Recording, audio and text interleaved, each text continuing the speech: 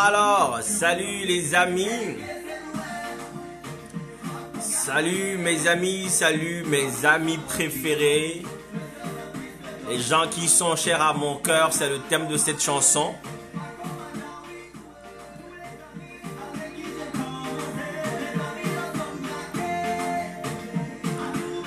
Cette chanson de l'artiste togolais Edem Draké, qui nous rappelle beaucoup Omar By. Je pense qu'il a beaucoup travaillé avec Omar By. En tout cas, il a le style d'Omar By et il a du talent. Je lui souhaite d'aller vraiment de l'avant parce que cette chanson est une chanson qui touche particulièrement le cœur quand on l'écoute.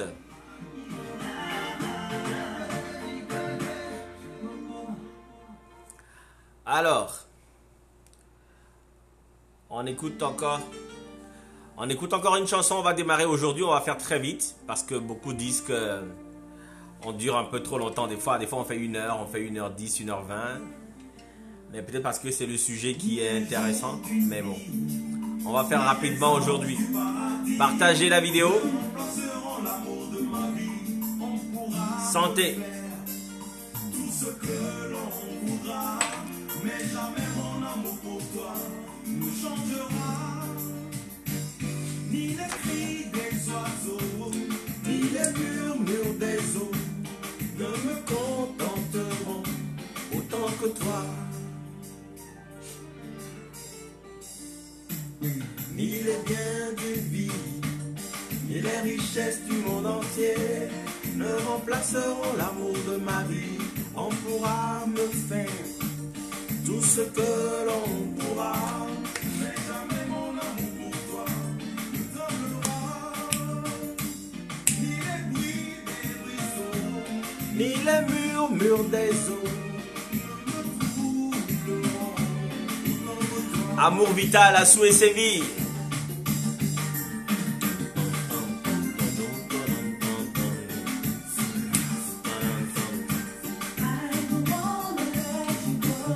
Mettez les cœurs, mettez les cœurs.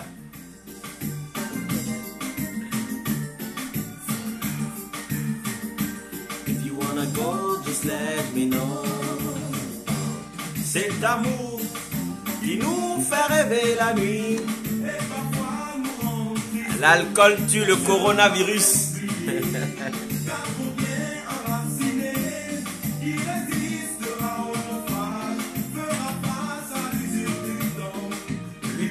Face au poids de l'âge pour longtemps.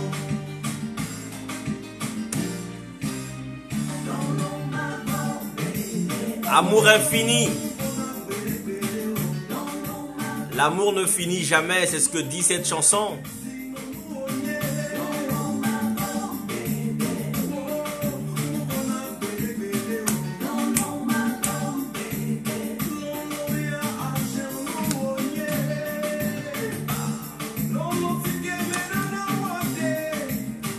Comme ça, hein? Lolo sike merona wade a janvier.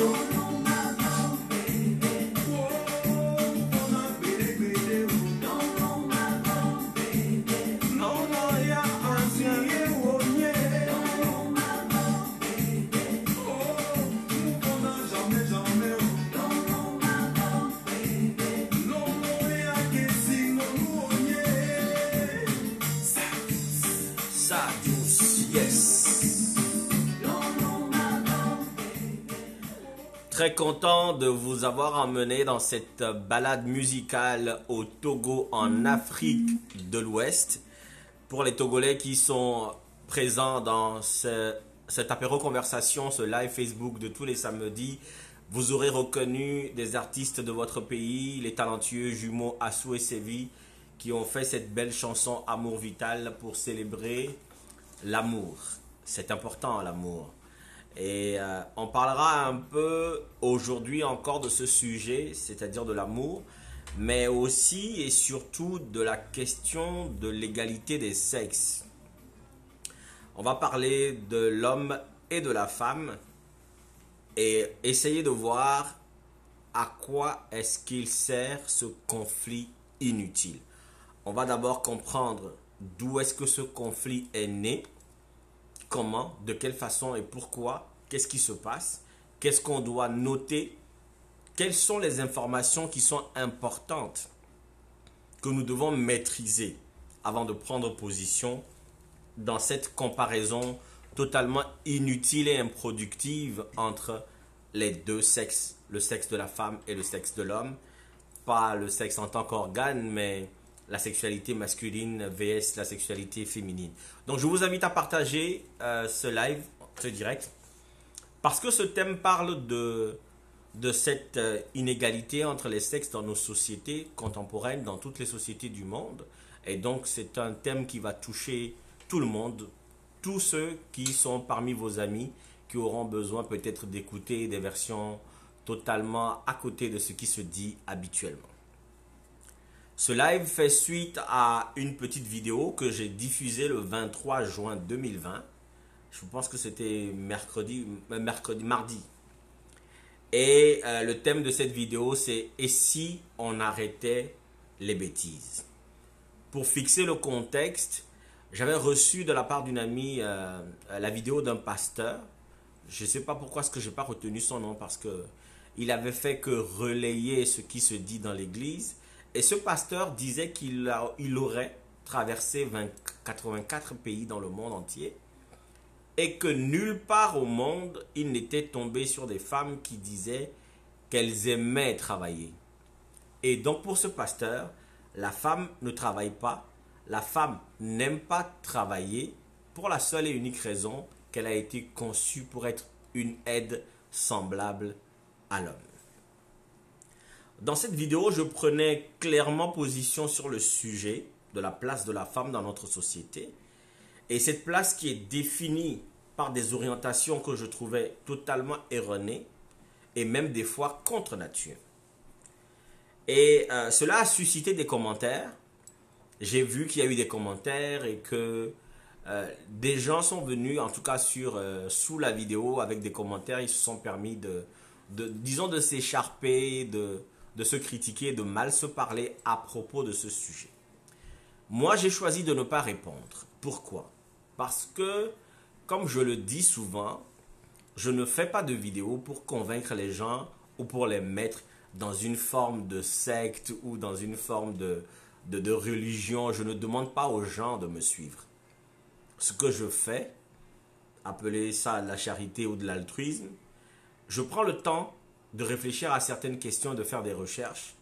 Et quand j'ai des questions qui me guident vers une forme de vérité ou une forme d'information, je tiens absolument à les partager pour le plus grand nombre, ne pas le garder pour moi parce qu'effectivement, je pourrais le garder pour moi, mais également j'ai des amis qui m'appellent, qui me posent des questions et avec lesquels j'échange et ils sont contents de la façon dont j'aborde certains sujets et certains thèmes. J'ai donc décidé, quand la crise du coronavirus a commencé et que nous étions confinés à la maison, de développer cette plateforme pour expliquer et partager ces questionnements-là que j'ai, pour aider ceux qui suivent et ceux qui partagent, ceux qui regardent, ceux qui sont abonnés, à se poser les mêmes questions ou aller encore plus loin que moi. Alors, je précise donc que dans la discussion que nous aurons ce soir, ou même dans la discussion que j'avais dans la vidéo de mardi dernier, je n'empêche aucune femme de se sentir inférieure à un homme parce que la religion le dit ou parce que son éducation ou la société la pousse vers là. Je n'empêche personne. Je n'empêche aucun homme de s'établir en autorité souveraine dans le foyer ou de se considérer comme supérieur à la femme. Je pense que chacun devrait gérer ses faiblesses. Excusez-moi. Je veux ici juste attirer l'attention sur certains éléments parce que pour moi c'est important. Et moi, je prône l'égalité entre les sexes parce que je suis convaincu que c'est dans l'égalité parfaite du féminin et du masculin que nous allons pouvoir rétablir l'équilibre. Et je dis bien rétablir l'équilibre qui manque à notre société. Donc, d'entrée de jeu, je vous le dis tout de suite, il n'y a pas de hiérarchie absolue entre un homme et une femme. Est-ce que vous avez un truc à boire? Qu'est-ce que vous buvez? Comment vous vous portez chez vous? Moi, je bois un single malt, apéro conversation, ça démarre. Alors, il n'y a pas de hiérarchie absolue qu'on peut admettre entre un homme et une femme. L'équilibre, la paix sociale ne naîtront que de l'équilibre parfait entre les deux sexes parce que ce sont ces deux sexes qui forment notre humanité. Notre humanité est faite d'hommes et de femmes de façon égale et équitable et que ce n'est que dans la construction de cette équité et de cette égalité que nous allons pouvoir rétablir l'équilibre dans nos sociétés. Mais dans certains couples, dans certains foyers ou même dans certaines amitiés, vous verrez que des choix se feront selon les conditions particulières à chaque groupe, à chaque couple ou à chaque foyer. Vous aurez des groupes d'amis où il va y avoir quelqu'un qui va être celui qui sera le plus avant-gardiste, qui va pouvoir pousser les autres, qui va s'implanter ou s'installer comme autorité naturelle parce qu'il a des skills, il a des capacités qui le poussent à être un meneur, etc. Et les autres vont le suivre. Ça n'établit pas une hiérarchie entre les sexes.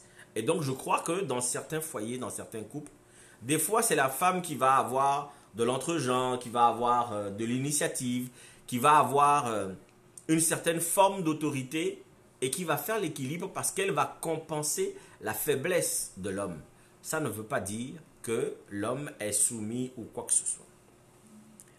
Des hommes et des femmes naissent absolument de la même façon. Écoutez, que l'on veuille considérer aujourd'hui que l'homme est supérieur à la femme pour X raisons, la naissance d'un homme n'est pas différente de la naissance d'une femme. Un homme ne naît pas avec, je sais pas, la pierre, une cuillère ou je sais pas, un couteau ou quoi que ce soit. Il ne naît pas de façon différente de comment la fille va naître. Les enfants, les bébés, hommes et femmes vont grandir selon le même rythme. D'abord, ils vont être des enfants, ils vont se mettre à quatre pattes, ils vont s'asseoir d'abord, se mettre à quatre pattes, commencer à attraper des choses, se lever, marcher, et ainsi de suite, et vont à peu près dans la même période connaître leur puberté et devenir des adultes. Il n'y a donc pas de supériorité ou d'idée de supériorité dans la différenciation des sexes. On peut comparer deux sexes de la même nature. Les garçons peuvent comparer leur engin, savoir lequel est plus long, plus gros, plus je sais pas quoi que l'autre. Ça peut se faire, ça regarde. Comme les femmes peuvent se comparer également. Mais comment voulez-vous comparer ou établir une supériorité ou quoi que ce soit dans deux éléments qui se complètent? La nature n'induit absolument pas l'idée de supériorité. C'est une construction sociale parce que la nature ne détermine rien dans ce sens. Alors, je vous arrête tout de suite parce que je sais que des gens m'ont déjà dit ou qui vont peut-être me dire « Mais non, l'homme est plus fort physiquement, il est plus bâti pour porter des trucs, pour cultiver, aller à la guerre ou quoi que ce soit. » Écoutez, des femmes qui sont plus fortes que des hommes, ça existe. Kadhafi avait des Amazones qui le protégeaient, c'était des guerrières. Les Amazones du Bénin, du Dahomey, les guerrières qu'on a connues, les hommes battus, ça existe. Des hommes qui dans leur foyer se font battre copieusement par leurs femmes. Parce que les femmes ont plus de force physique. Il n'y a pas d'idée de hiérarchie à établir parce que l'homme aurait, à cause de la testostérone, serait plus enclin à faire des efforts plus physiques ou quoi que ce soit.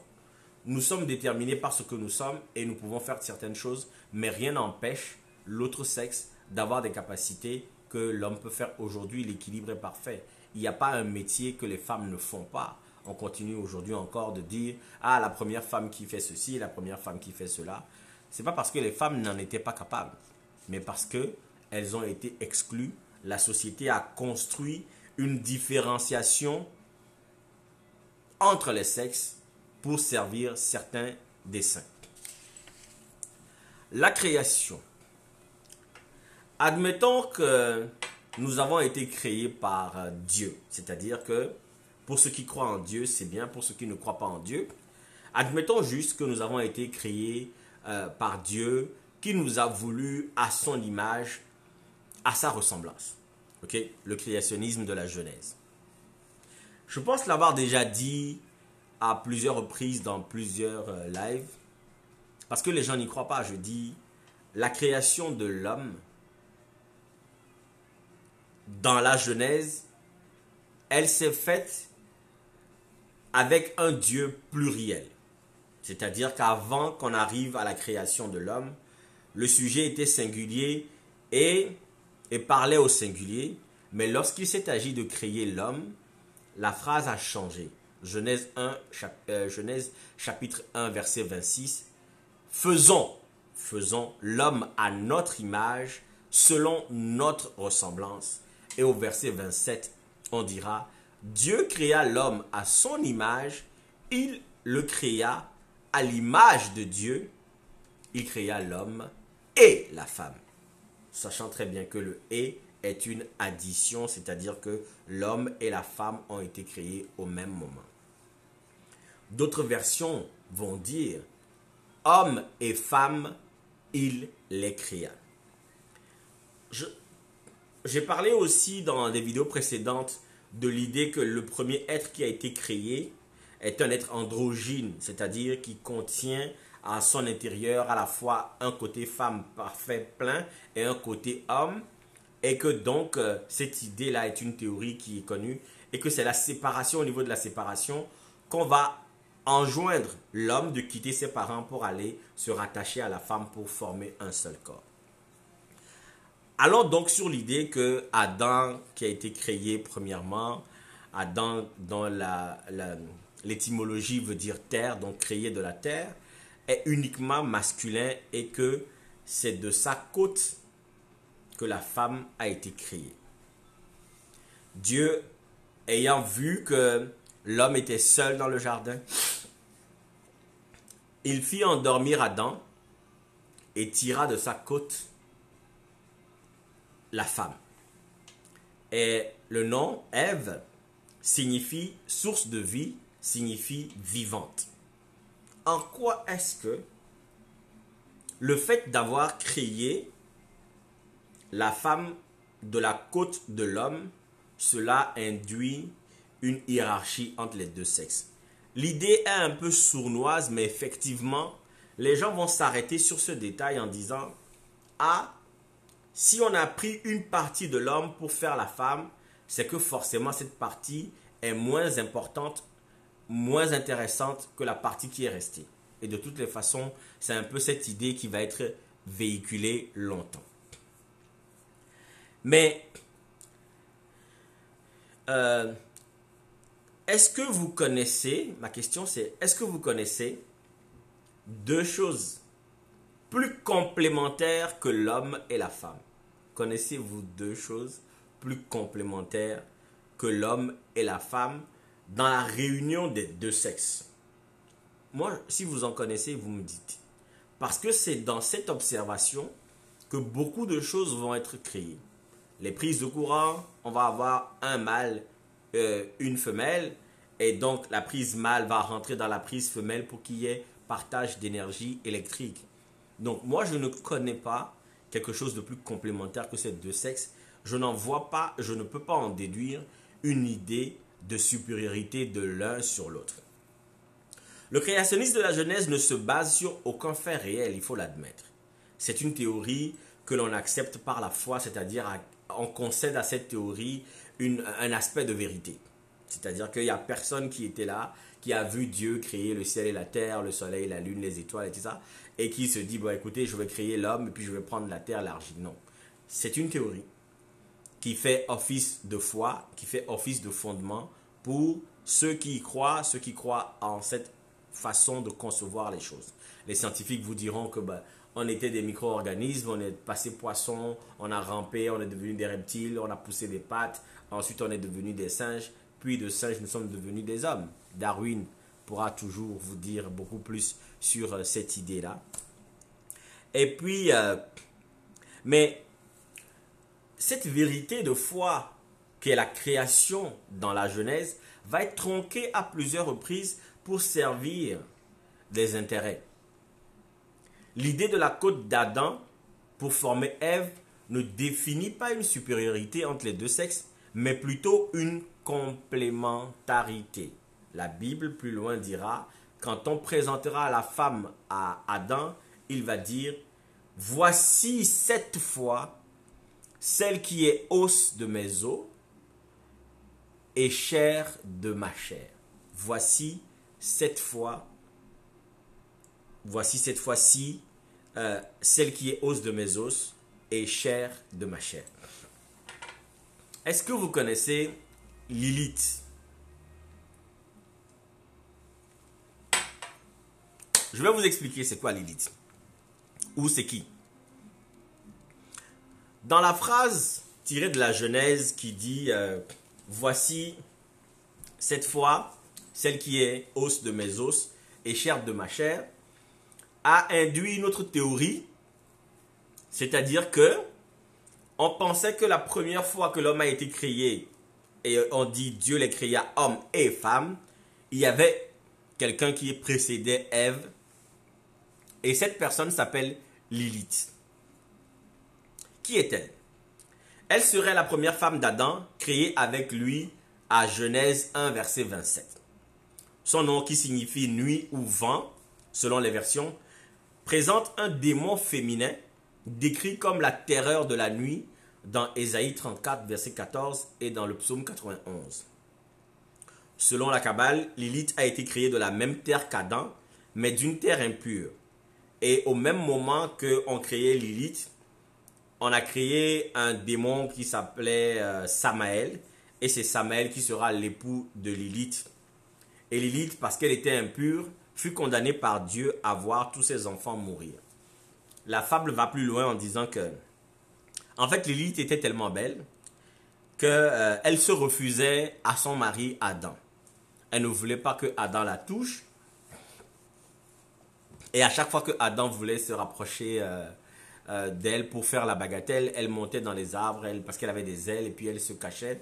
Elle passait son temps à se regarder belle, forte et pure et tout ça. Elle ne voulait absolument pas avoir des menstruations. Elle détestait ces périodes et elle avortait tous ses enfants. C'est Lilith qui va être donc un peu le démon qu'on va associer aux avortements, etc. La théorie kabbaliste va aller plus loin pour dire que c'est Lilith qui s'est transformé en serpent, tentateur, et qui convaincra après, le serpent qui a convaincu Ève de manger le fruit défendu, et Lilith sera celle qui va convaincre Caïn de tuer Abel. On dira plus tard aussi dans d'autres théories que c'est Lilith qui est la femme dans le livre de Salomon, dans le premier livre des rois, qui va disputer à l'autre femme un enfant qui est vivant. Encore plus loin, la Kabbale dira que Lilith c'est la reine de Séba, qui est donc venue, parce qu'on l'associe à la nuit, comme la reine de Séba était noire, ben c'est la reine de Séba, c'est Lilith qui est revenue pour détourner l'attention de Salomon de Dieu. Écoutez, cette Lilith, là, cette même Lilith, parce qu'elle a osé ne pas se soumettre, en tout cas dans la conception générale qu'on a d'elle, ne pas se soumettre à un homme, ne pas se soumettre aux desiderata d'un homme, va même constituer un modèle, un exemple du féminisme. La religion repose sur des théories, sur des concepts tirés de constatations, d'observations, des inspirations, des choses qui tombent d'en haut, des anges qui viennent porter des messages, etc. Les religions actuelles, sinon toutes les religions, sont des héritages et parfois et très souvent des agrégations, des ramassis de théories ici, prises ici et là, qu'on va mettre ensemble pour constituer un corpus uniforme, pour justifier des choses qui se passent dans nos sociétés. Toutes les religions ne disent pas que l'homme a été créé de la même façon ou que la terre a été créée de la même façon. Toutes les traditions ne le disent pas non plus. Et on va essayer avec ce corpus de théories, d'idées, d'explications, d'inspiration, même d'observations, on va essayer de justifier des concepts sociaux et autres et qu'on veut imposer à la société. Donc des fois, je pense qu'il est important de mettre la théorie à côté, de considérer la réalité et avoir le recul nécessaire pour observer la nature elle-même qui nous indique mieux, sinon très souvent ou parfois, là où la vérité se trouve. Quand j'entends parler de supériorité du sexe masculin sur le sexe féminin et que j'ai osé dire mardi dernier, qu'est-ce que l'homme fait dans le foyer en vérité? Quelle est la contribution véritable de l'homme dans la vie sociale? Qu'est-ce que l'homme apporte véritablement? Parce que la femme est quand même beaucoup de choses. On dira que je suis un homme faible et que moi je veux aller à l'encontre de la vérité de Dieu, blablabla, bla bla, je répondrai pas. Chair de ma chair, os de mes os. Chair de ma chair, c'est ce que Adam dira lorsqu'on lui présentera Ève. N'indique aucune supériorité, mais plutôt complémentarité. Tu es la chair de ma chair. Tu es à moi, tu fais partie de moi. Tu es l'os de mes os parce qu'on a pris ma côte pour te faire. Et après on dira, c'est pourquoi l'homme quittera son père et sa mère et s'attachera à sa femme et ils formeront un seul corps. Cela n'indique aucune hiérarchie. Mais l'idée que c'est dans l'attachement de l'homme et de la femme que les deux vont se compléter pour être aussi aboutis que l'homme l'était lorsqu'il a été créé premièrement dans Genèse 1 verset 27, c'est-à-dire à l'image de Dieu. Ce n'est qu'ainsi qu'ils vont régner sur la création et pouvoir se multiplier. C'est dans l'attachement de l'homme et de la femme que la multiplication a lieu.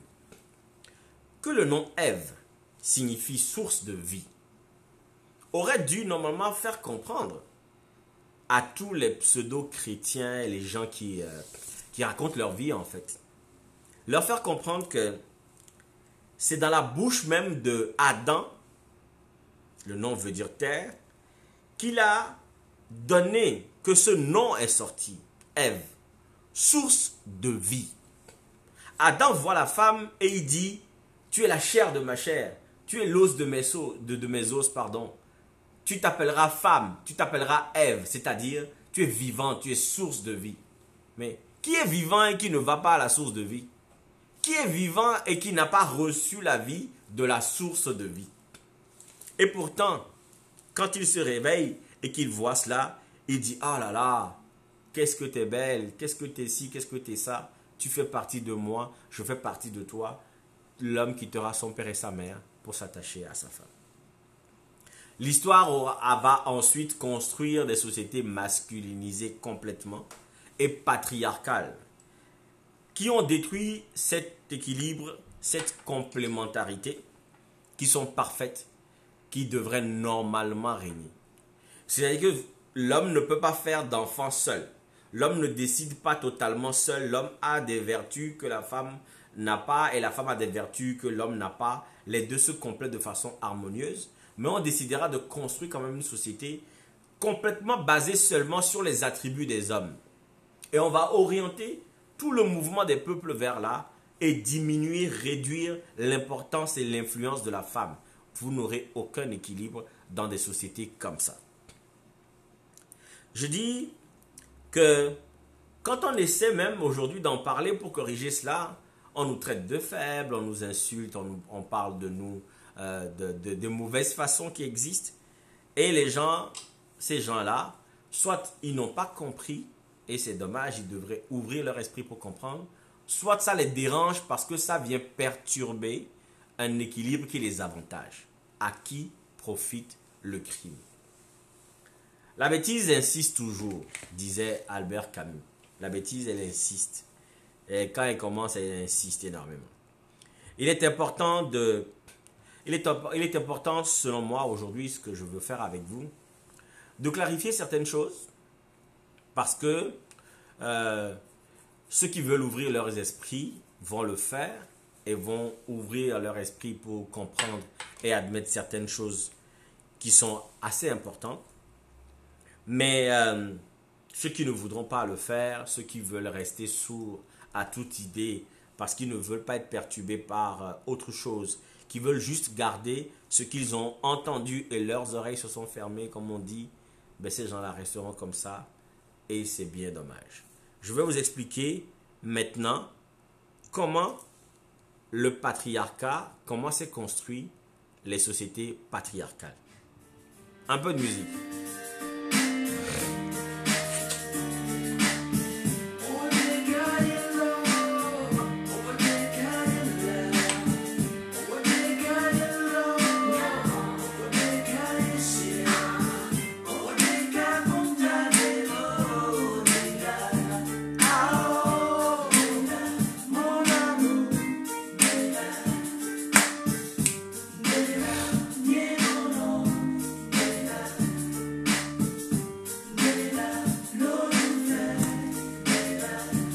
Allez-y, allez-y. Partagez la vidéo, mettez les cœurs.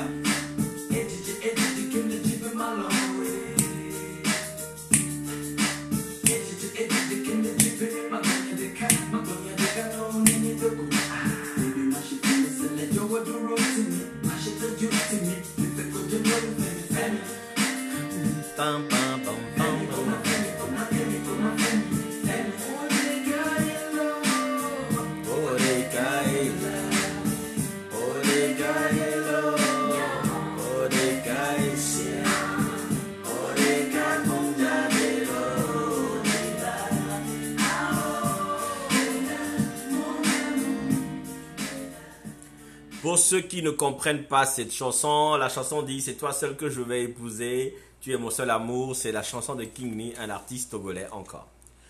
Comment s'est construit le patriarcat? Mes chers amis, patriarcat vient de patriarche, les chefs de la foi, les chefs de l'Église. Donc, lorsqu'on parle de société patriarcale, ce n'est pas la société des papas.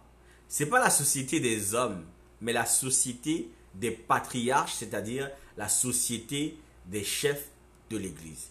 C'est donc cette influence de la religion, cette influence de l'Église qui va induire nos sociétés dites patriarcales dans l'erreur. Les sociétés patriarcales, ça vient de patriarche, chef de la foi, chef de l'Église. Le patriarcat, c'est une organisation sociale et juridique fondée sur le pouvoir et l'autorité des hommes. Le patriarcat, tel que défini par les sociologues, est une organisation sociale juridique qui est fondé sur le pouvoir et l'autorité des hommes. Les chefs de l'Église vont constituer des sociétés, ou en tout cas édifier des sociétés qui ne considéreront exclusivement que l'autorité et le pouvoir que l'on donne aux hommes. Dans Genèse 17, verset 12, vous pouvez lire ceci.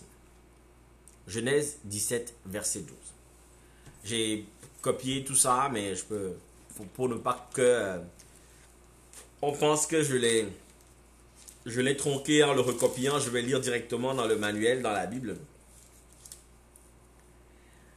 À partir le verset 12 dit, à l'âge de 8 jours, tout mâle parmi vous sera circoncis, selon vos générations, qu'il soit né dans la maison ou qu'il soit acquis à prix d'argent de tout fils d'étranger, sans appartenir à ta race. On devra circoncire celui qui est né dans la maison et celui qui est acquis à prix d'argent, et mon alliance sera dans votre chair une alliance perpétuelle. Un mâle incirconcis qui n'aura pas été circoncis dans sa chair sera exterminé du milieu de son peuple. Il aura violé mon alliance. En fait, tout part de là.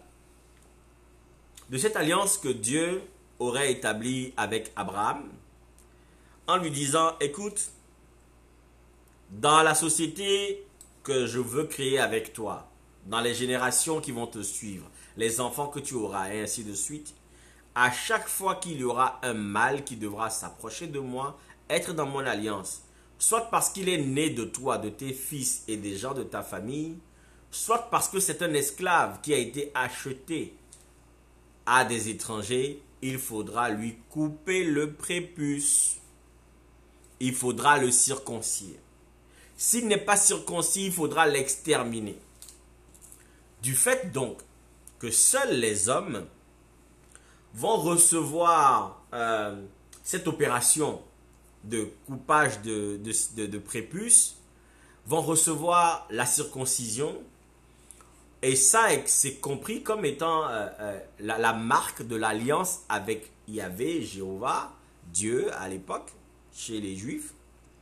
On va considérer que, parce que ce sont seuls les hommes qui vont porter cette marque de l'alliance, les hommes sont privilégiés. Le privilège masculin commence à ce moment-là. Au moment où l'on considère que, parce que seuls les hommes vont avoir le prépuce coupé en mémoire de l'alliance établie avec Abraham, le père des croyants, etc. Parce que les hommes ont été privilégiés, parce que c'est eux qui portent la marque de la signature du contrat avec Dieu, parce que Dieu a voulu que c'est sur le corps des hommes que l'on remarque le signe de son alliance. Pour ceux qui viennent de l'Afrique de l'Ouest, sachez que quand les colons sont arrivés sur nos côtes, les explorateurs sont arrivés sur nos côtes et qu'ils ont observé que les hommes étaient circoncis, ils ont dit, mais c'est qui ces gens-là de peau sombre noire qui respectent les mêmes coutumes que les Juifs? On en a parlé d'autres fois, on ne reviendra pas sur le sujet aujourd'hui. On a donc décidé que cette marque de l'alliance entre Dieu et les hommes est un privilège. Or, la Kabbale, qui est l'étude de la spiritualité des 5 premiers livres de la Bible, c'est-à-dire de l'Ancien Testament, la Kabbale, va expliquer quand même pourquoi et comment la circoncision délivre l'homme de certains démons. Selon, je pense que c'est le Zohar, le livre de la splendeur, lorsque l'enfant mâle naît, cet esprit bienfaisant sont à sa droite, cet esprit malfaisant sont à sa gauche. Au 8e jour, à la circoncision, 4 des esprits malfaisants disparaissent.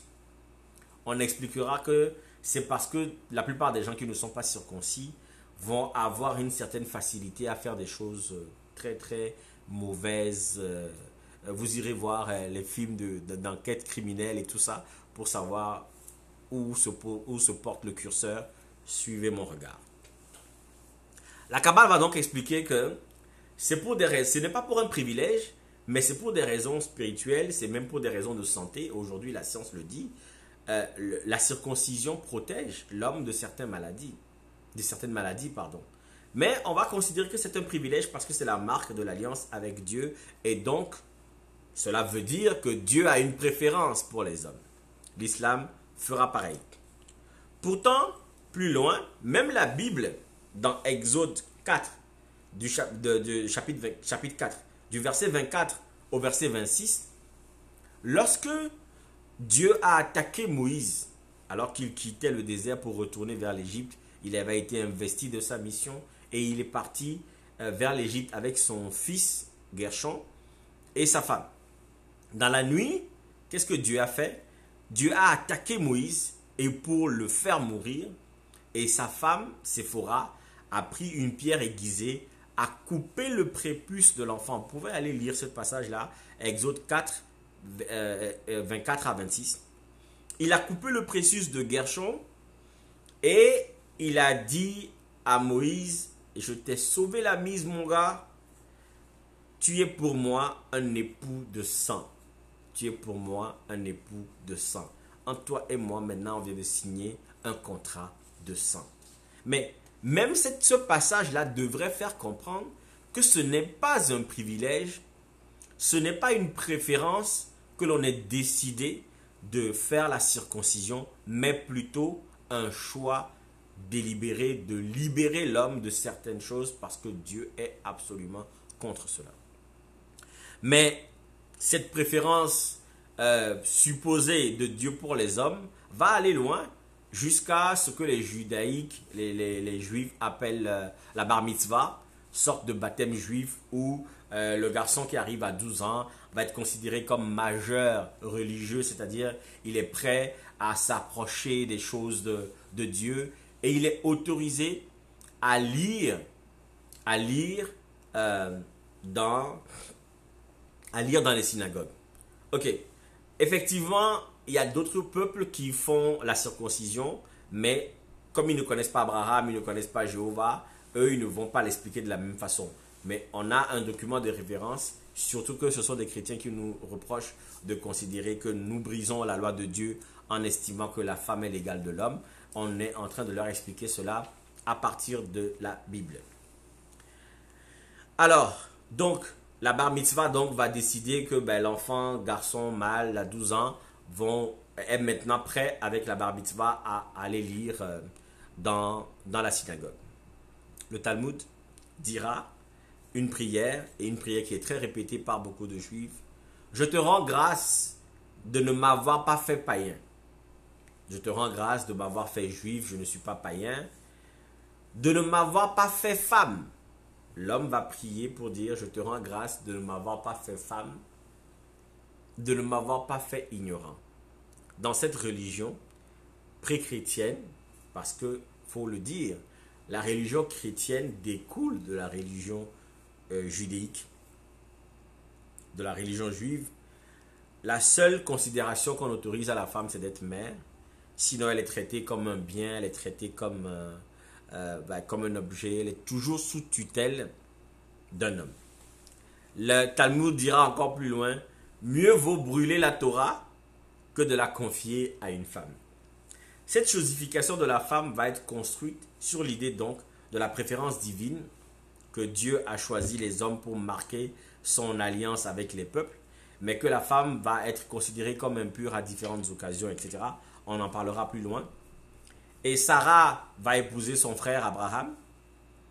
Sarah va donner sa servante Agar à Abraham, mais que vas-y que tu l'enceintes et qu'elle fasse un garçon pour toi, parce que moi je suis trop vieille. Rebecca va être tranquillement dans sa famille. Un serviteur d'Abraham va arriver et va lui dire, écoute, je viens te chercher pour Isaac, un gars que tu n'as jamais vu de ta vie.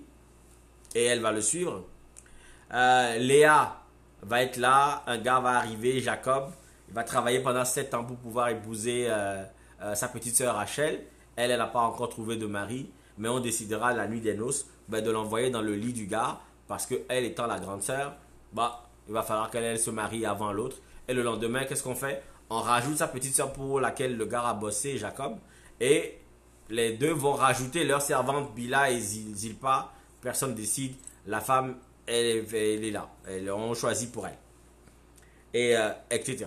La domination de l'homme sur la femme serait pour les gens de la Bible, je dirais, une conséquence du péché. Dans Genèse 3, verset 16, on dira que Dieu parlera à la femme qui a été reconnue coupable de péché originel avec l'homme. Quand on dira à l'homme, tu travailleras à la sueur de ton front, etc. On dira à la femme, ben, pour faire des enfants maintenant, ça va être compliqué, ma chère. Puis tes désirs se porteront vers ton mari, mais il dominera sur toi. Tes désirs se porteront vers ton mari, mais il dominera sur toi. La justification serait que le péché ayant perturbé l'ordre des choses, il fallait une autorité pour rétablir une forme d'ordre et pour contrôler tout ça. Cette autorité a été confiée à l'homme. On dira à la femme, tu n'as pas écouté, tu n'as pas bien fait les choses. À partir de maintenant, l'homme va dominer sur toi et toi, tu vas porter tes désirs vers l'homme. Ce sont ces éléments qui vont déterminer la suite de tout ce qui va se passer. Que l'on considère que la femme a eu tort avec le péché originel parce qu'elle a consommé la pomme alors que c'était interdit. Mais ma question c'est, si on considère que le premier être qui a été créé, Adam, n'était pas androgyne, qui était juste masculin, c'est à lui que Dieu a dit, tu ne mangeras pas le fruit de tel arbre, etc., etc. Et ce n'est qu'après qu'on a ôté sa côte pour faire la femme. Je suppose qu'on a répété l'ordre à la femme en disant, ah, écoute, on peut tout faire dans le jardin d'Éden ici, mais tu vois ce truc-là, il ne faut pas le manger. Mais il s'est passé quoi dans la description du péché originel, de la tentation du serpent? Le serpent a dit, ah, Dieu vous a interdit de manger ce fruit parce qu'il sait que lorsque vous en mangerez, vous serez comme de Dieu et vous connaîtrez le bien et le mal. Le serpent n'a jamais dit, va manger, mange, mange, mange ma chérie, mange. Jamais. On dit, la Bible le dit, la Bible est claire là-dessus, la femme vit que le fruit était désirable, elle en mangea et en donna à son mari. Si la femme est si coupable que ça, si la femme est si coupable d'avoir mangé ce fruit défendu parce qu'elle n'a pas écouté les instructions de Dieu et tout ça, mais l'homme à qui on a d'abord dit ça fermement, avant même que la femme n'entre dans le jardin d'Éden ou ne soit ôtée de sa côte, qu'est-ce qu'il a fait? Combien de fois il s'est opposé à ce que la femme ne consomme ce fruit alors qu'il sait très bien que c'est une injonction de Dieu? On en a parlé une autre fois, on ne va pas revenir là-dessus. Ce que je dis, c'est que si c'est parce que la femme a consommé le fruit en premier, elle a donné à son mari, à son homme, qu'elle va être soumise à l'homme, soit, allons-y. Mais où il n'a été dit nulle part que la femme a obligé Adam à consommer le fruit. Est-ce que l'homme a respecté, lui, la consigne que Dieu lui a donnée? Absolument pas. Vous irez lire dans Genèse chapitre 2, versets 16 à 17, ce que je décrivais tantôt, c'est-à-dire que c'est à l'homme que l'instruction a été donnée de ne pas manger le fruit, mais lorsque la femme a mangé, ben, il n'a pas été très réticent non plus pour respecter la loi. Il en a bouffé, sa femme en a bouffé, mais on dira après que, ah, parce que sa femme a bouffé ça, elle va être dominée, ses désirs vont se porter vers là. Bref. Les douleurs de l'enfantement et la dureté de la vie vont trouver leur justification dans le péché originel, qui d'ailleurs va déterminer plein de choses. On va sauter toute la période jusqu'à Jésus pour arriver encore à la Bible encore, parce que toute la domination que l'on suppose de l'homme sur la femme va se baser sur ça. La religion va perpétuer cet enseignement-là, va continuer à le relayer pour continuer à maintenir la femme dans une forme de soumission, dans une forme de domination qui a construit les sociétés inéquitables que nous avons aujourd'hui et ces orientations masculines très testostérone que nous avons de nos sociétés aujourd'hui avec les guerres par-ci par-là. Et il y a ce monsieur, ce gentil monsieur, qui est le prophète de la chose. Il s'appelle Saül de Tarse et on l'appelle aussi Saint Paul. D'accord? Allons-y en musique et on revient.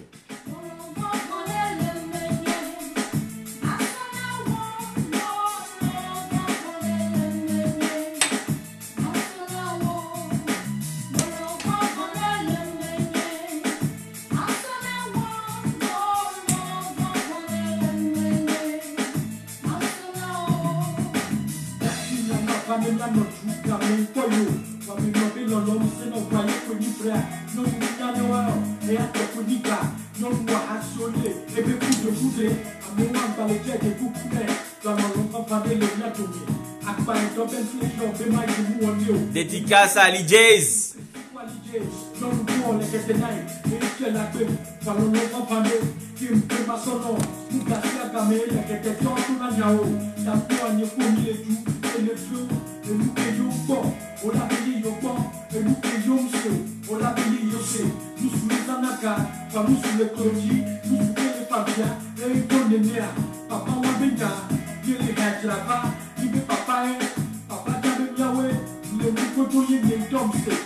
Papa le fanon, un jeu comme ça, va tout donner quoi?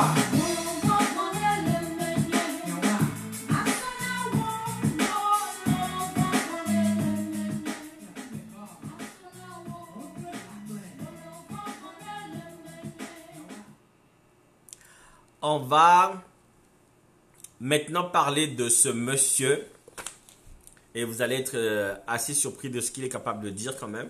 Saül de Tarse, Saint Paul.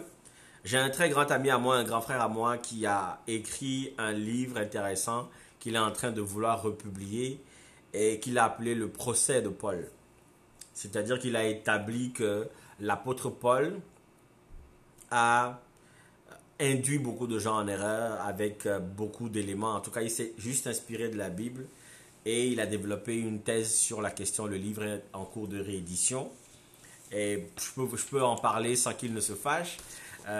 Disons qu'on veut introduire, parce qu'on en a parlé il y a longtemps, ça fait presque 10 ans qu'on tourne autour de ce texte-là. Cette fois-ci, on veut donner un aspect juridique à ce procès qu'il veut faire à Paul. Donc on va demander à un juriste d'analyser la question juridique sur le sujet et puis quelqu'un d'autre d'écrire une critique là-dessus. Dès que ce sera prêt, j'espère que vous aurez le courage d'aller le lire. Parce que je sais que Saint Paul, on ne touche pas parce que c'est l'inventeur du christianisme. L'inventeur du christianisme. Écoutez, Saül de Tarse, Saint Paul, c'est un juif originaire de Tarse qui était très instruit. Il connaissait absolument les cultures romaines, grecques et hébraïques. Et auparavant, il persécutait les disciples de Jésus. C'est-à-dire que tous ceux qui ont cru au message de Jésus-Christ et qui en parlaient, Saül de Tarse, lui, va aller les chercher, les démasquer, les débusquer et va les emmener pour être lapidés et mis à mort.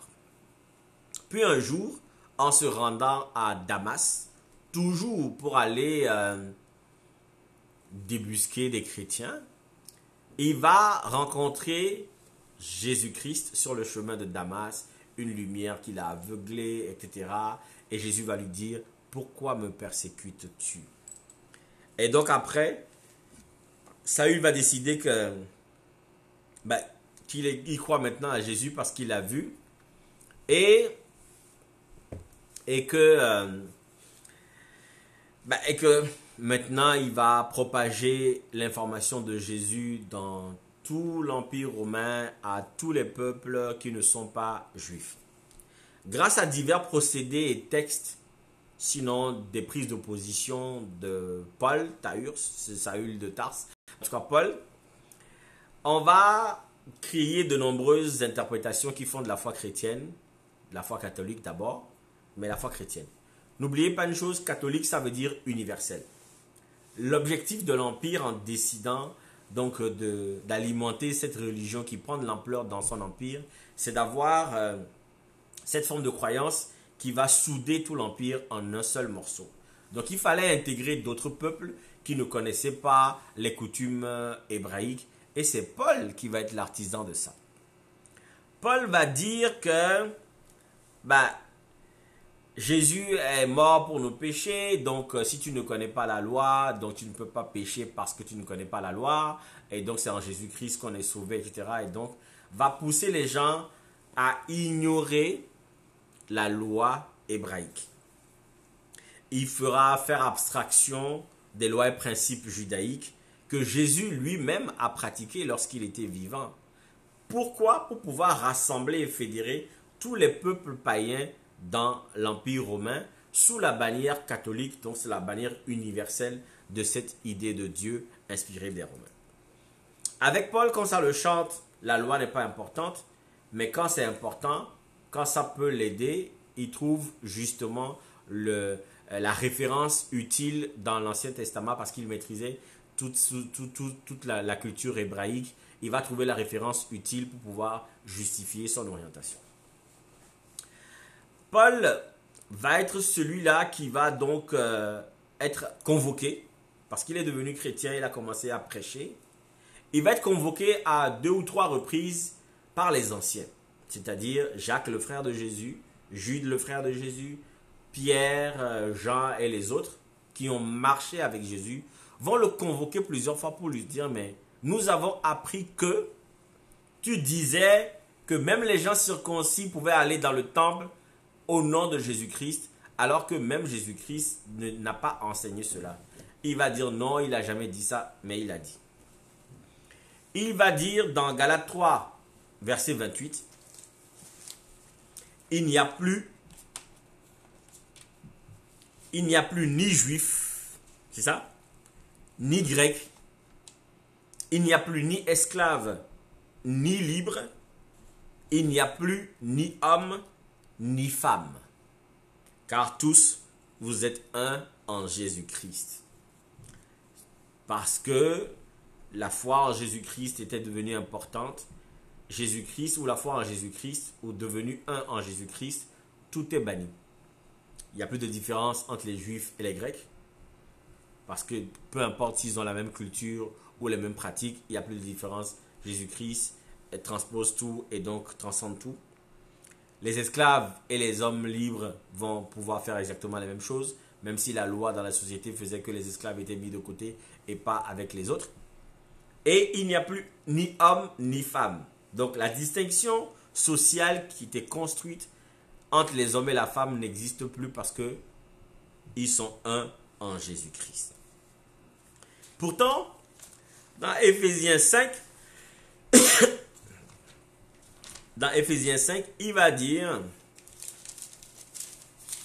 se basant justement sur le fait que la loi de Dieu induit la soumission de la femme à l'homme parce que la femme a commis le péché originel, il va dire, femme, que chacune soit soumise à son mari comme au Seigneur. Car le mari est le chef de la femme, comme Christ est le chef de l'Église qui est son corps et dont il est le sauveur. Alors, même si on pourrait dire sur ce passage d'Éphésiens 5, verset 22, qu'il n'y a pas de véritable souci de considérer que la femme peut être soumise. Sauf que dans l'exécution de cette instruction de Éphésiens 5, il va y avoir très peu de contrôle et très peu de compréhension. Ce n'est pas une soumission à une domination. Ce n'est pas, comment on appelle ça, une inflexion devant une forme de soumission répressive, suffocante, dangereuse. On peut estimer que c'est comme ça. Mais il faut se rendre à l'évidence qu'une telle phrase, ajoutée à d'autres éléments, ensemble vont faire le lit des inégalités sociales que nous vivons aujourd'hui entre les hommes et les femmes. Parce que c'est écrit dans la Bible, qui est considérée comme un livre sacré, et la parole de Dieu, c'est comme ça qu'on l'appelle, et que tous ceux qui ont écrit des trucs dans la Bible sont sacrés, saints au paradis, et ils n'ont fait que reporter l'instruction divine, les gens vont dire, femmes, soyez soumises à votre mari comme au Seigneur. Les femmes vont être mises sous le joug de la domination des hommes sur la base de ces phrases-là. Le 1 Corinthiens, versets 14 à 34, va dire ceci. Que les femmes se taisent dans les assemblées. Que les femmes se taisent dans les assemblées. Techniquement, les femmes qui sont sur ce live-là et qui sont chrétiennes, taisez-vous. Je ne veux plus voir vos commentaires là passer. Que les femmes se taisent dans les assemblées, car il ne leur est pas permis d'y parler. On a été coupé. Excusez-moi. Donc je disais que 1 Corinthiens, verset 14 à 34 dit que les femmes se taisent dans les assemblées, car il ne leur est pas permis d'y parler, mais qu'elles soient soumises, comme le dit la loi. Et cette loi, la référence, c'est quand Dieu disait à Ève, tu as péché, tes désirs se porteront vers ton homme, mais il dominera sur toi. Le verset 35 dira, est-ce que, je ne sais pas si on est en train de, si le live continue là. Le verset 35 dira, si elles veulent s'instruire sur quelque chose, qu'elles interrogent leur mari à la maison. Que les femmes se taisent dans les assemblées.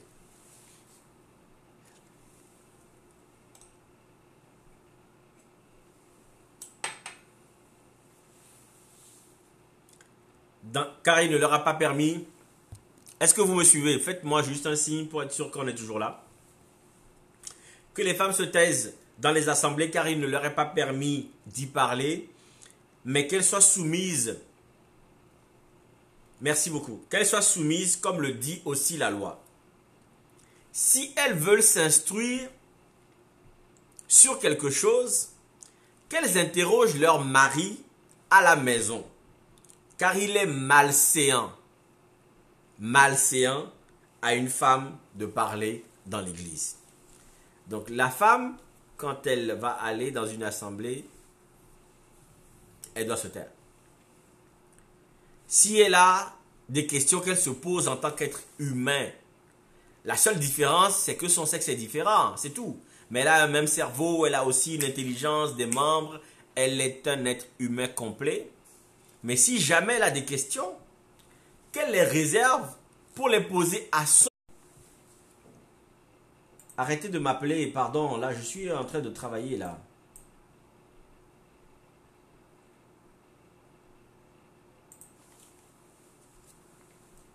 Excusez-moi.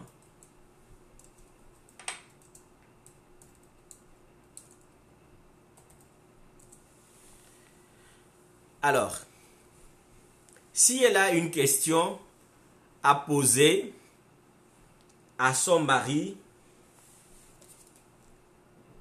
qu'elle pose, si elle a une question à poser, si elle s'interroge sur quelque chose,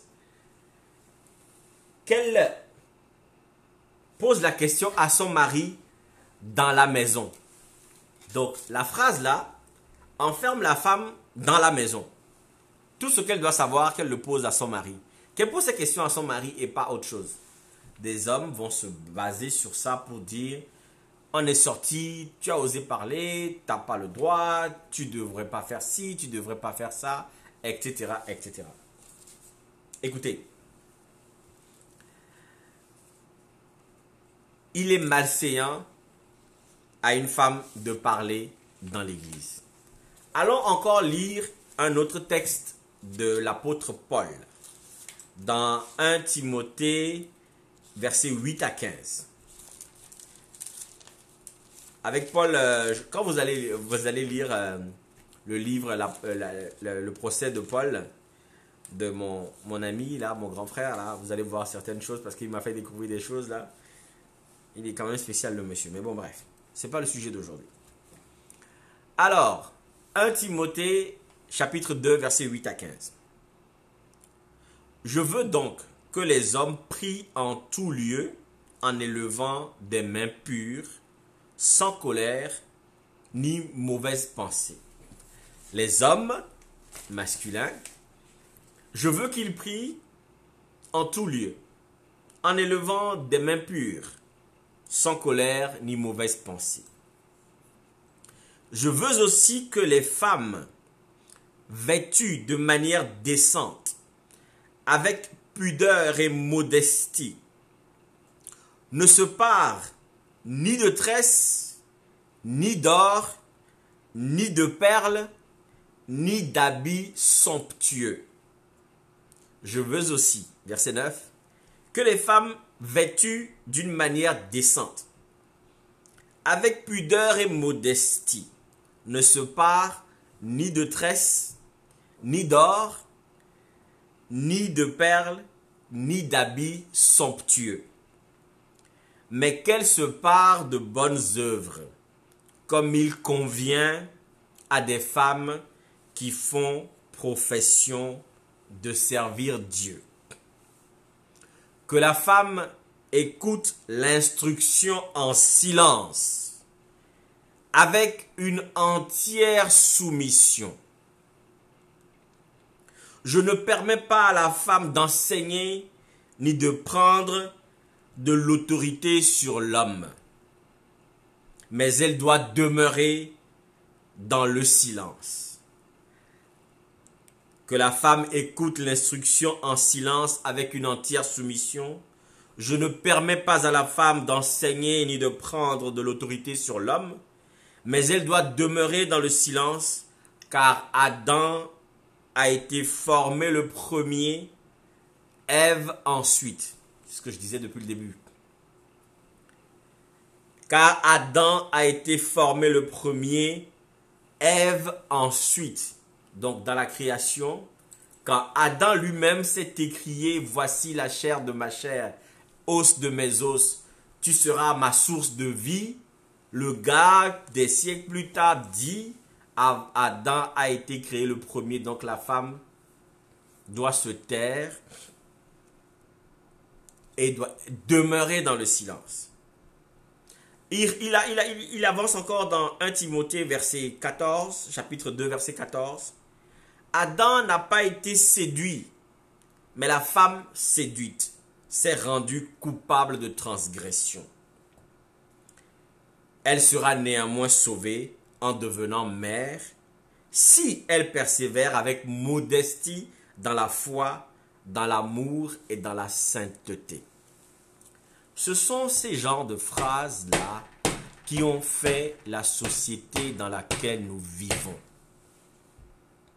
Ce sont ces genres de choses qui ne sont basées sur je ne sais quoi, qui ont formé les sociétés dans lesquelles nous vivons. C'est-à-dire que des hommes, des patriarches, des chefs de l'Église vont construire des sociétés patriarcales qui vont se fonder sur des choses comme ça. Adam a qui? Moi, je ne prends que ça là. Les gens qui viennent dire qu'on ne sait pas ce qu'on fait, allez lire ceci d'abord. Moi, je n'ai pas besoin de diplôme de pasteur ou de venir brandir que je suis chrétien ou quoi que ce soit. Je l'ai étudié comme un manuel pour savoir de quoi il parle avant de me mettre à parler. Et c'est dans la même Bible qui dit que Adam a vu la femme quand il a été ôté de sa côte et il s'est écrié « source de vie, tu es la chair de ma chair ». Et Paul va venir dire plus tard à Adam qui a reçu d'abord l'instruction. Parce que même là, je veux continuer à croire que d'abord l'homme a été créé avant la femme. Mais lui, il a reçu l'instruction de respecter la consigne de Dieu de ne pas manger le fruit défendu. Mais sa femme ayant été séduite, lui aussi il mange, mais c'est la faute de la femme. Et on demande après à la femme de se soumettre, de se taire, de ne pas faire ci, de ne pas faire ça, etc. Écoutez, les phrases sont nombreuses. Elles sont absolument nombreuses. Je pense que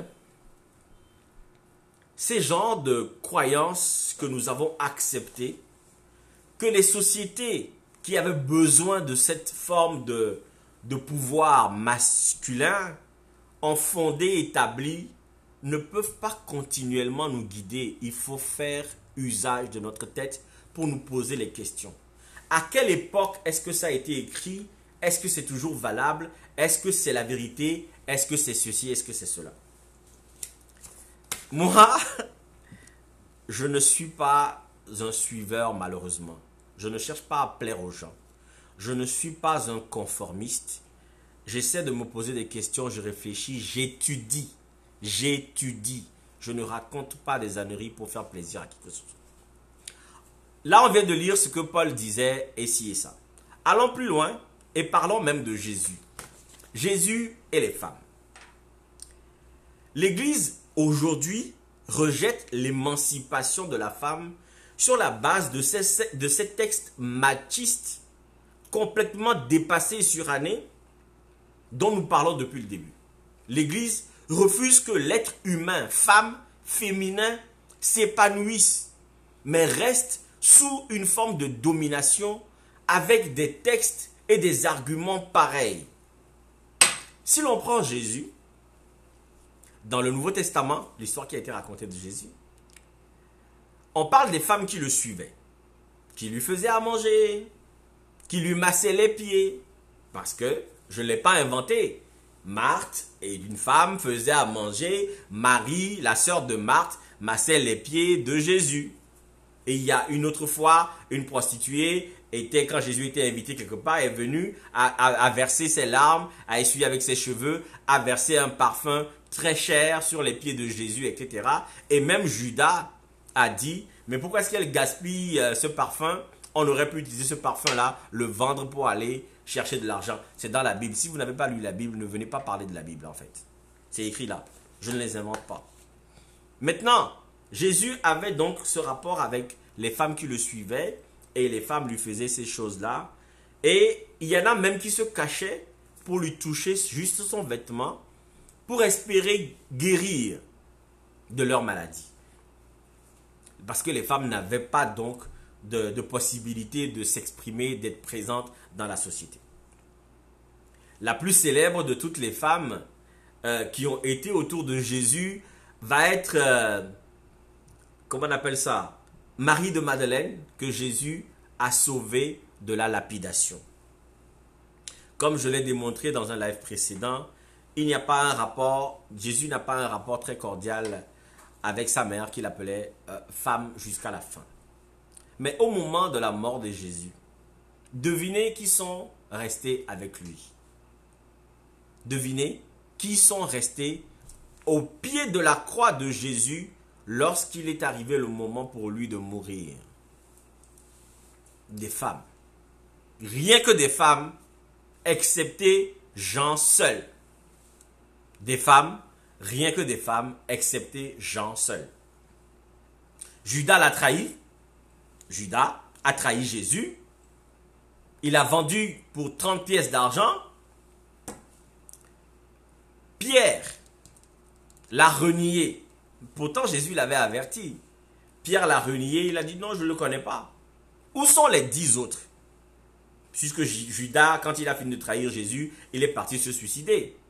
Maintenant, il restait 11 parmi les 12. Au pied de la croix de Jésus, seul Jean était là avec les femmes. Et c'est à eux que Jésus a adressé ses dernières paroles avant de mourir. Est-ce qu'il leur a communiqué des mystères? Est-ce qu'il leur a parlé, expliqué c'est quoi la résurrection et ceci et cela? Est-ce qu'il leur a donné un enseignement particulier? Personne de ces hommes-là n'était là en dehors de Jean.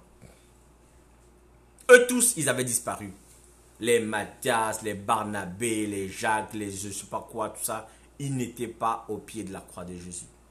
Encore, au matin de la résurrection, c'est Marie de Magdala, la première, Marie-Madeleine, à partir pour aller voir le tombeau et elle s'est aperçue que le tombeau était ouvert. Elle est revenue chercher Pierre et Jean et ils sont retournés là-bas. Mais dès qu'elle a vu le monsieur, pendant que les autres pensaient que c'était un jardinier, elle a reconnu que Jésus était ressuscité selon l'annonce qui avait été faite. Et elle s'est abaissée, elle a dit « Rabouni ». Et Jésus l'a appelée Marie et lui a parlé. Au matin de la résurrection, ce sont des femmes. La femme dont on a fait la dominée, la soumise, la ceci, la cela, qui ont reconnu la résurrection de Jésus. La Bible a évoqué les menstruations des femmes. On va en parler. La Bible a évoqué les menstruations des femmes pour les évincer de la chose sacerdotale. C'est-à-dire que les femmes devenaient impures lorsqu'elles avaient leurs règles. Ok? C'est vrai, c'est normal, les femmes ont leurs règles et que la Bible dit que c'est impur, vous n'approcherez pas des choses sacrées, etc. Mais vous pensez que les règles durent combien de jours? Les règles durent 5 jours. 7 jours pour celles qui ont un temps très exceptionnel de durée de règles. 5 jours. Et pourquoi est-ce qu'il y a des règles? Pourquoi est-ce qu'il y a les femmes ont des menstrues? Pour mettre au monde des hommes ingrats comme ceux que je vois là, qui viennent se permettre de dire que les femmes ne sont rien, que les femmes ne sont pas ci, ne sont... C'est pour mettre des hommes ingrats comme ça au monde que les femmes ont des menstrues. C'est pour mettre au monde des femmes, des enfants, que les femmes ont des menstruations. Elles n'ont pas des menstruations parce qu'elles n'ont rien à faire. Elles ont des menstruations parce que les menstruations, c'est quoi? C'est le nettoyage de l'utérus pour que l'utérus soit propice à accueillir à nouveau la vie ou à accueillir la vie. Parce que la femme fait une ovule par mois.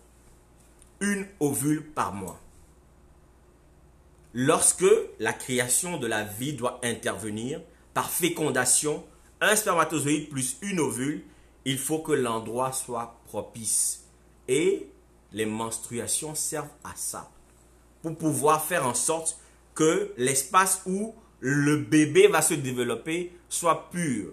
Pour faire des hommes ingrats qui viennent citer des textes machistes de Paul et consorts pour dire que les femmes ne sont rien, que les femmes ne sont pas ci. Moi, je ne suis pas une femme. Mais vous ne continuerez pas à dire des bêtises si dans la même Bible, on peut trouver des choses pour vous contredire. Ce qui se passe, c'est que quand l'ovule n'est pas fécondé, c'est-à-dire que la femme a ovulé, l'ovule est dans l'utérus, ça n'a pas pris de spermatozoïdes pour féconder, donc il n'y a pas d'enfant, l'ovule reste là jusqu'aux prochaines règles. Qu'est-ce qui se passe? Il y a un renettoyage pour que une autre ovule soit produite par l'organisme féminin pour attendre encore un spermatozoïde qui pourrait la féconder. C'est même pour ça que des gens vont utiliser des menstruations pour faire des cérémonies, parce que l'ovule contient la moitié de la forme de vie que vous êtes. La moitié de la forme de vie est dans l'ovule. C'est quelque chose. L'Eucharistie dont on parle, action de grâce. L'Eucharistie, c'est quoi? C'est la chair et le sang. Vous pensez que dans les menstrues, il y a quoi? Maintenant, on me parle des autres traditions. On va lire le Coran. D'accord? Là, allez vous instruire. Le Coran dit, c'est important parce que moi je vois, je ne vais pas le bloquer, Rémi Trave là. Je ne vais pas le bloquer parce que c'est juste quelqu'un qui veut faire son malin. Moi je ne veux même pas le regarder. Parce que lui il vient raconter, je suis perdu, il raconte des trucs, je vois passer mais je m'en fous. Je vais l'appeler après, je vais bien rigoler avec lui parce que c'est son problème. Moi, c'est pas le mien. Mais le Coran, Rémi va t'instruire. Le Coran dit ceci. Les hommes ont autorité sur les femmes. Sourate 4, verset 34. Les hommes ont autorité sur les femmes en vertu de la préférence. C'est ce que je disais tantôt depuis le début. Que Dieu leur a accordé sur elles. À cause des dépenses qu'ils font pour assurer leur entretien. La religion. La religion. Les hommes ont autorité sur les femmes en vertu de la préférence que Dieu leur a accordée sur elles et à cause des dépenses qu'ils font pour assurer leur entretien. Alors, donc, si les femmes ont plus d'argent que les hommes et que les hommes ne dépensent pas, pour leur entretien, au moins, ils ne peuvent pas demander cela. J'espère que Rémi, pour les femmes qui dépensent sur toi, tu ne leur demandes pas de domination ni de soumission. Le Coran continue en disant, les femmes vertueuses sont pieuses. Elles préservent dans le secret ce que Dieu préserve. Et, écoutez ici, admonestez celles dont vous craignez l'infidélité, c'est-à-dire frappez-les. Reléguez-les dans des chambres à part et frappez-les. Mais ne leur cherchez plus querelle si elles vous obéissent. Dieu est élevé et grand. Le Coran, le livre saint, dans la sourate 4, verset 34, disent que les hommes ont autorité sur les femmes parce que les hommes dépensent sur les femmes. dépensent pour l'entretien des femmes. Ce sont des objets. Ce sont des objets. Ce sont des machines que vous achetez pour faire des vidanges, machin, chose. Vous dépensez combien? Vous dépensez de l'argent sur les femmes. Et donc vous avez autorité sur une préférence supposée que Dieu vous a donnée sur les femmes. Et donc, lorsque vous craignez l'infidélité, ce n'est même pas une question de vous les avez surprises en train d'être infidèles. Mais on dit, si vous craignez leur infidélité, admonestez-les. Ça veut dire vous devez les corriger. Vous les enfermez dans leur chambre, reléguez-les dans des chambres à part et frappez-les. C'est écrit noir sur blanc. Je ne les invente pas. Si vous avez Internet, au lieu de dire des bêtises sur Facebook, tapez ça sur Google, vous allez trouver Sourate 4, verset 34. Je suis un peu énervé depuis à cause de cette affaire-là parce que je trouve ça tellement aberrant qu'en 2020, on continue de répéter des bêtises comme ça et qu'on refuse de s'ouvrir. Je ne le supporterai plus. Parce que c'est ça qui nous détruit. Le bouddhisme, l'autre tradition. Le bouddhisme va dire que seul l'homme est capable d'élévation. Ce qui peut ne pas induire une question de domination parce que c'est une exaltation du sexe masculin qui s'élève, lingam. Et donc, dans sa faculté à s'élever, on pense que l'homme a une capacité particulière de s'élever pour aller au niveau spirituel très élevé. L'hindouisme même, où les dieux sont androgynes, chaque dieu a sa femme. L'hindouisme, où la femme de chaque dieu, une déesse, va être appelée Shakti, c'est-à-dire énergie. On va aussi discriminer la femme dans cette culture-là. Certainement, sinon, encore plus à cause de l'influence de la colonisation britannique. La femme des divinités en hindouisme, dans l'hindouisme, sont appelées Shakti, c'est-à-dire énergie. Comment est-ce que Adam a appelé la femme qui a été enlevée de sa côte? Source de vie, Ève. Source de vie, énergie. Mais après, il va avoir l'influence de la colonisation britannique et la femme va être reléguée au second plan. Alors que même cet empire britannique dont on parle, si l'empire britannique a coupé les liens avec le Vatican, c'est à cause d'une femme ou grâce à une femme qui avait d'ailleurs des mœurs légères. Elle s'appelle Anne de Boleyn. Anne de Boleyn était la concubine du roi. Et le roi voulait se séparer de sa femme, je pense que c'est Catherine d'Aragon. Et c'est Anne de Boleyn parce que le pape n'a pas voulu accepter cette union qui va faire des manigances jusqu'à mettre en avant les amis de Gutenberg qui se passaient des Bibles, en tout cas des textes de la loi, des textes sacrés de l'Église, traduits en allemand et en anglais. C'est grâce à Anne de Boleyn, une femme, qu'on a l'Église protestante aujourd'hui. Toutes les églises là que vous dites, églises éveillées, tout ça là. Toutes ces églises anglicanes, protestantes par-ci, baptistes, machin chose. Sans Anne de Boleyn, elle n'aurait pas existé. Sans Anne de Boleyn, elle n'aurait pas existé, mes amis. Elle n'aurait pas existé. C'est une femme aussi à qui vous devez cela. Et pourtant, ce n'était pas la femme la plus vertueuse. Elle sortait avec le roi, elle avait des facultés particulières que la femme même du roi, la reine, n'avait pas. Et donc, comme le pape n'a pas voulu faire divorcer le roi pour qu'il épouse l'amour de sa vie, ben, qu'est-ce que lui il a fait? Il a enfermé sa femme dans un couvent et il a instauré Anne de Boleyn comme reine et a coupé les relations avec le Vatican. Et c'est comme ça que dans cette opposition de l'Angleterre, du royaume britannique à l'époque avec le Vatican, des gens sont partis et ils ont construit les États-Unis d'Amérique et le Canada. Et ils sont allés partout après. Ce sont tous les protestants d'aujourd'hui.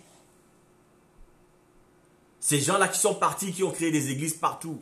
Des gens qui disent aujourd'hui, ah, l'église catholique, on n'aime pas, nous on est protestants, nous on est ceci. C'est grâce à une femme que vous êtes là. Le pire maintenant, mes chers amis, l'Afrique. L'Afrique, le berceau de l'humanité. Le berceau de l'humanité où il y a toutes les choses qu'on aurait pu comprendre, accepter, renforcer nos traditions. L'Afrique va devenir la garderie, le service de garde privilégié de toutes les religions du monde. Alors nous, on va tout prendre. Et les églises baptistes, et les églises catholiques, et l'islam et tout ça, on va tout intégrer. On va être la garderie de toutes les religions du monde. Et même dans nos propres communautés, on va avoir des différences de « Ah, toi, tu es baptiste, moi, je suis protestant, c'est pas la même chose. Toi, tu vas à telle église, moi, je ne veux pas ça. » On va tout récupérer, on va s'approprier cela. Au détriment même de nos propres traditions. Et les livres historiques le disent, les livres d'histoire le disent. Nos traditions dans nos sociétés, c'est le matriarcat. C'est la femme qui coordonne pour plus de paix et de stabilité. La complémentarité active des deux sexes est inscrite dans nos lois. Mais les influences reçues ici et là feront de nous aujourd'hui les défenseurs obtus et têtus de ces choses-là que nous réclamons aujourd'hui en disant que la femme est ci, l'homme est ci, l'homme est ça. Écoutez, à quoi donc sert ce conflit inutile? À maintenir l'équilibre bancal actuel de la société qui privilégie l'homme et les vertus masculines de compétition, de conquête, de guerre, d'impérialisme, de violence, de domination sous toutes les formes possibles. Regardez vous-même, observez, quand on parle de crime, on parle de quoi? On parle des hommes qui sont le plus criminels, qui font des choses comme ça. Sur combien de... On peut vérifier les statistiques. Sur combien de criminels vous avez une seule femme? J'aurais peut-être pu chercher pour vous le dire. Mais le pire dans tout ça encore, moi, c'est quand moi, ça me sort par la tête et je suis complètement choqué. C'est qu'on va assister malheureusement aujourd'hui à une lutte féministe qui est totalement contradictoire parce que cette lutte va penser que l'équilibre est dans le renversement de la situation. C'est-à-dire que au lieu de faire un équilibre parfait, ce que je dis depuis le début, les hommes sont là, les femmes féministes qui n'ont pas compris leur combat vont vouloir être là aujourd'hui. Et c'est de ça que nous allons subir. C'est ça que nous allons subir au quotidien. Les femmes veulent reprendre le pouvoir pour faire exactement pareil. Et ce n'est pas ça l'objectif. L'objectif, c'est d'arriver à cette complémentarité-là qui nous sauve. Nous avons à nous compléter. Aussi bien qu'un pénis entre harmonieusement dans un vagin pour donner le plus grand plaisir de la nature et permettre la reproduction. Nous compléter. Nous compléter. Nous avons à nous compléter parce que les pôles masculins et féminins doivent être équitables pour remplir nos fonctions sur cette terre.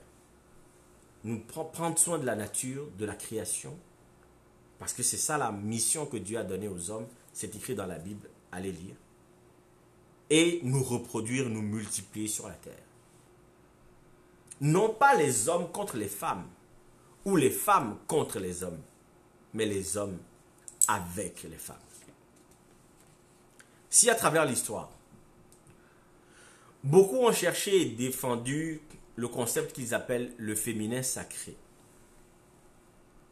c'est pas parce que l'homme est moins important qu'il faut chercher ce qu'on a appelé le féminin sacré, mais c'est parce que justement la femme n'est pas à sa place, qu'elle a été tellement reléguée à rien du tout, qu'il a été important pour ces écoles-là de chercher à ressortir le féminin sacré pour un meilleur équilibre de la vie. C'est dans cet objectif-là même, je l'ai dit dans un autre live quand je parlais de Marie, qu'on a décidé qu'il doit exister une forme divine, féminine, parce que Dieu a été masculinisé. Nous avons un Dieu qui n'est pas complet parce qu'on le considère comme un homme au lieu de le considérer comme à la fois homme et femme. Je pourrais faire un autre live pour démontrer pourquoi la femme a un plus grand rôle dans la vie, dans le foyer, etc. J'en ai parlé dans ma vidéo du 23 juin dernier, où j'expliquais que, en vérité, qu'est-ce que l'homme fait dans le foyer? Qu'est-ce que l'homme fait? Qu'est-ce que l'homme apporte en vérité? Quand on veut comparer la charge d'activité, la charge de responsabilité. Pas beaucoup de choses. La Bible n'a pas appelé, ou en tout cas Adam n'a pas appelé la femme Ève, c'est-à-dire source de vie par hasard, mes amis. on n'a pas appelé la femme source de vie par hasard. Moi, si j'ai lu ce livre et que je continue de le garder, c'est pas parce que je suis le plus chrétien des gens, ou que je vais à l'église, ou que je pense que Jésus va revenir demain pour nous sauver, juger la terre et les cieux, tout ça. Non, non, non, moi, ça ne me regarde pas. Mais c'est parce qu'il y a des fondements de vérité qui peuvent nous constituer. C'est à nous d'aller chercher à comprendre, à savoir quelle est la vérité des choses, et non de récupérer des choses comme ça et dire ça et là par des pasteurs ou parce que c'est l'église, on doit juste dire amen, se taire et suivre et accepter. Je suis désolé. Jésus, même si on veut croire qu'il a vraiment existé, Jésus n'a pas entretenu une relation particulière avec Marie-Madeleine par hasard. Marie-Madeleine n'est pas le premier disciple, considéré comme étant le 13e disciple par l'Église aujourd'hui.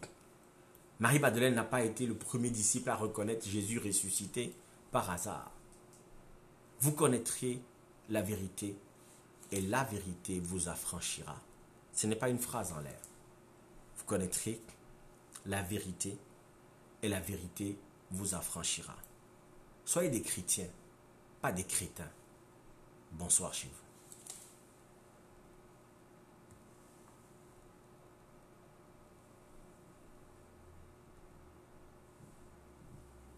Bye. Moi j'ai fini.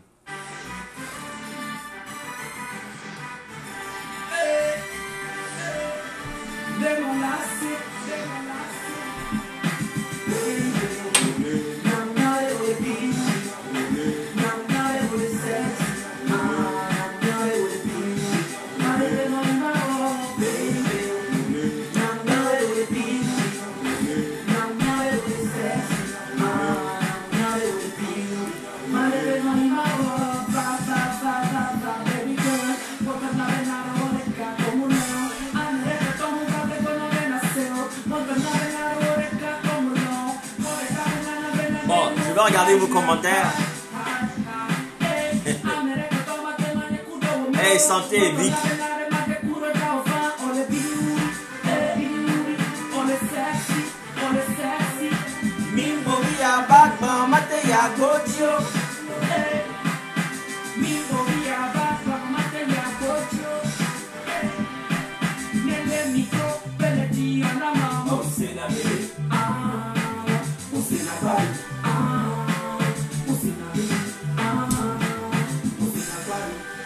Je vais regarder vos commentaires tout à l'heure.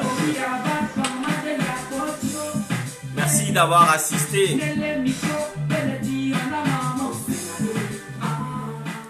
Merci beaucoup. Je suis vraiment désolé parce que je trouve ça choquant que l'on soit encore à dire ces choses-là. Donc voilà.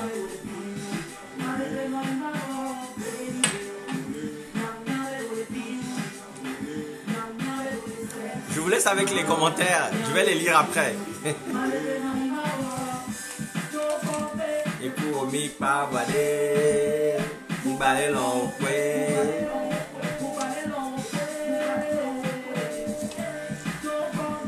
Pour mi pa wale, mi bale l'enfoué.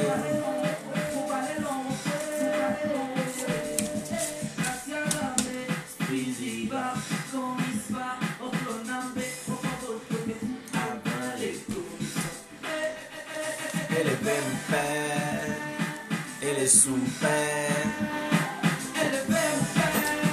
Démon la scie.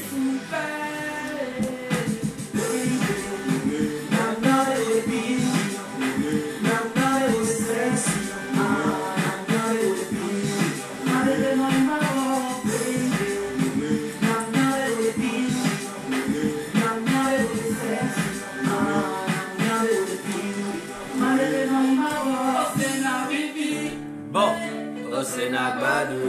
Merci beaucoup.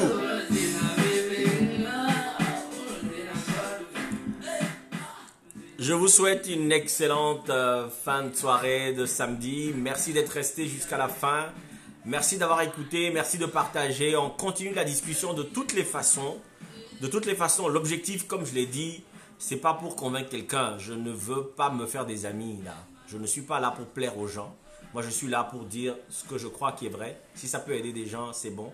Si les gens ne sont pas intéressés, ben, il y a d'autres pages pour dire les choses que vous avez envie d'entendre. Je ne dis pas les choses pour vous convaincre et tout ça. Je suis un peu remonté que l'on veuille continuer en juin 2020 avec tout ce que nous connaissons, toute l'actualité que nous avons, avec tous les dégâts de cette société masculine, masculinisante, cette société qui a orienté les choses de façon totalement erronée, sans aucun équilibre. On veut encore continuer à vouloir maintenir le statu quo pour les femmes. On veut encore continuer à vouloir maintenir des femmes dans une forme de domination et que je vois des femmes qui disent non, c'est pas grave, c'est comme ça, machin. Écoutez, je l'ai dit en début de vidéo, je ne propose à aucune femme de se soumettre si elle a envie de se soumettre. Si vous avez envie de vous soumettre ou vous avez envie de dominer vos femmes, faites-le. Moi, je dis les choses. Rémi, je ne t'inviterai pas dans mon live parce que tu n'as pas le niveau. Je suis désolé. Je t'aime bien, tu es mon pote. On va se voir pour boire un verre. Mais je ne t'inviterai pas dans mon live parce que tu n'as pas le niveau. Continue de faire tes choses sur ta page. Continue de parler avec tes amis. Chacun fait ce qu'il faut. Ici, là, quand tu n'as pas fini de lire la Bible, quand tu n'as pas étudié suffisamment, tu ne pourras pas venir discuter ici. Parce que moi, je ne parle pas en l'air, je ne parle pas parce que je crois que ou que je dis Amen. Je fais des recherches. Donc, ce n'est pas c'est pas le même niveau d'activité. La dernière fois, tu as mal parlé à des gens qui viennent sur cette page. Tu as mal parlé à des gens qui ont fait des commentaires. Je n'ai pas voulu relever cela. J'ai voulu continuer à éduquer. Si tu veux écouter, tu écoutes. Mais tu n'as pas le niveau pour venir dans mes lives. D'accord? On se rappelle après, on pourra aller boire un verre tranquille. Donc, merci beaucoup à vous qui continuez de suivre Apéro Conversation. On continue de faire des recherches. J'ai vu que Koudou m'a dit qu'il a exactement le sujet du prochain live. Moi, je suis preneur. J'essaie de faire les recherches et puis je vous transmets ce que j'aurai trouvé. Je vous remercie. Bonne soirée et bonne fin de week-end. Au revoir.